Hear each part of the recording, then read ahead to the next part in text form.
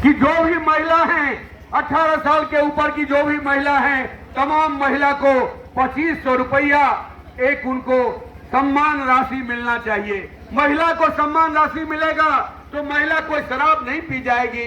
महिला को जो पैसा मिलेगा वो बच्चों को पढ़ाने में खर्च करेगी, घर गृहस्थी को दुरुस्त करने में खर्च करेगी। झारखंड दे सकता है तो बिहार क्यों नहीं दे सकता है?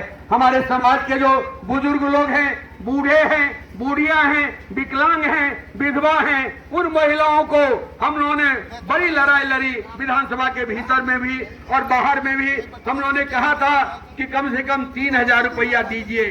3000 रुपया बूढ़े बुजुर्ग को यदि मिल जाएगा, उसको हाथ नहीं पसारना पड़ेगा अपने पुतों के पास में, हाथ नहीं पसारना पड़ेगा बेटा के पास में। वो चाय कम से कम पिएगा, जरूरत का दवा वो कम से कम लेगा।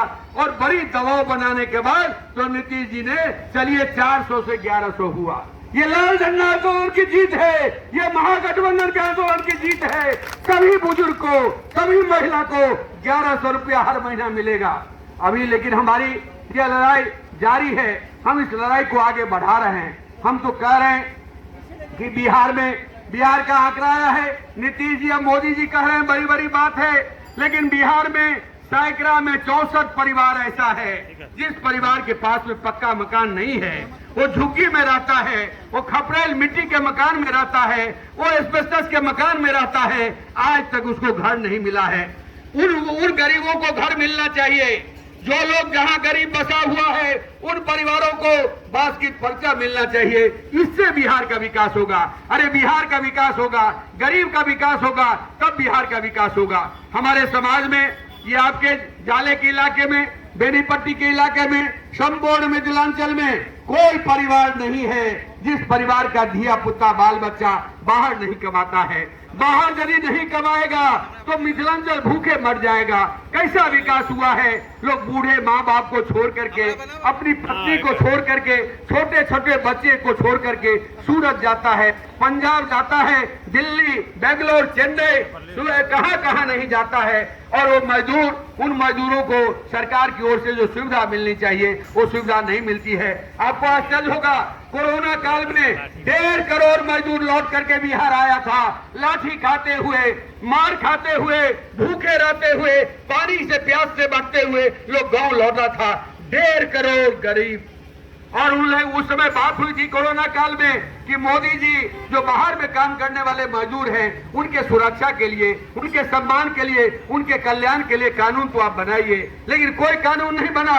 हम लोग बिहार में लड़ करके ये तय किए, आपद विपद में कोई मजदूर यदि बाहर में काल कवलित हो जाएगा, मर जाएगा, तो बिहार सरकार उसको 2 लाख रुपया देती है। लेकिन मोदी सरकार 1 NP भी नहीं देती है। ये मोदी सरकार अंबानी अडानी की सरकार है, दलित विरोधी सरकार है, गरीब विरोधी सरकार है, अकलियत विरोधी सरकार है, मजदूर विरोधी सरकार है। इस सरकार के खिलाफ संपूर्ण समाज को एक होना पड़ेगा। संपूर्ण समाज को एक होकर के इस लड़ाई को आगे बढ़ाना पड़ेगा। हम अंतिम बात जो कहना चाहेंगे, आज पूरी दुनिया में जंग छिड़ी हुई है।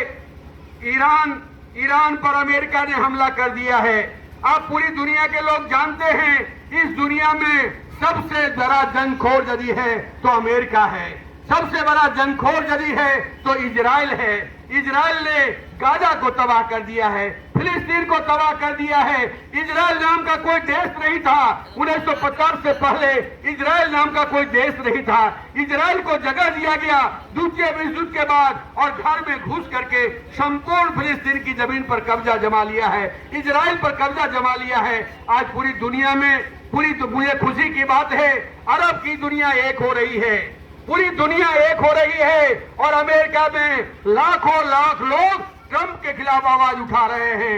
इजराइल में नेतन्याहू के खिलाफ लोग आवाज उठा रहे हैं। और मुझे पूरी उम्मीद है कि ईरान ने जो अमेरिका से प्रतिरोध करना शुरू किया है, इंशाअल्लाह ईरान जीतेगा, फिलिस्तीन के लोग जीतेगा और अमेरिका की हार होगी। और अमेरिका, जब तक इस पृथ्वी पर अमेरिका है, ये जंगखोर अमेरिका है, युद्धखोर अमेरिका है, दुनिया में तबाही का नाम अमेरिका है, दुनिया में लड़ाई लड़ाने का काम ये अमेरिका है। कौन नहीं जानता है कि इराक को बर्बाद किया, कौन नहीं जानता लीबिया को बर्बाद किया, कौन नहीं जानता सीरिया को बर्बाद किया, और अब ईरान को बर्बाद करने पर लगा हुआ है। पूरी दुनिया का जनमत आज ईरान के पक्ष में है, पूरी दुनिया का जनमत गाजा के पक्ष में है, पूरी दुनिया का जनमत फिलिस्तीन के पक्ष में है। और इस जंग में अवाम की एकता होगी तो अमेरिका ध्वस्त होगा, ईरान की जीत होगी, गाजा के बच्चों की जीत होगी। ये इंसाफ का तकाजा है।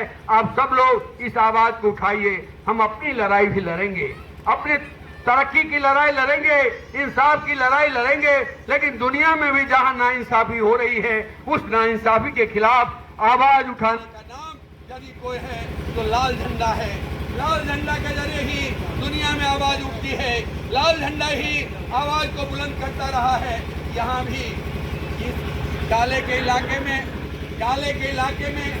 भाकपा माले डाले के इलाके में इस जाले के इलाके में कम्युनिस्ट पार्टी मजबूत हुआ करती थी, लाल झंडा मजबूत हुआ करता था, कौमी एकता थी, समाज की एकता थी, और सब लोग मिलजुल करके जहां भी ब्लॉक बैंक थाना के भ्रष्टाचार के खिलाफ लोग लड़ते थे। ये जब से भाजपा आई है, जब से आरएसएस के लोग आए हैं, हमारे समाज को बांटने में लगे हैं और समाज में वैमनस्यता पैदा करके, सामाजिक विभाजन पैदा करके, नफरत का दीवार खड़ा करके हमारे इस इलाके के जनता की कौमी एकता को ये तोड़ रहे हैं। हम आपको आश्वस्त करना चाहते हैं कि अब नई पार्टी, लाल झंडा की नई पार्टी, लाल झंडा का नया तेवर भाकपा माले आ गया है। आरएसएस भाजपा को हम चुनौती देंगे।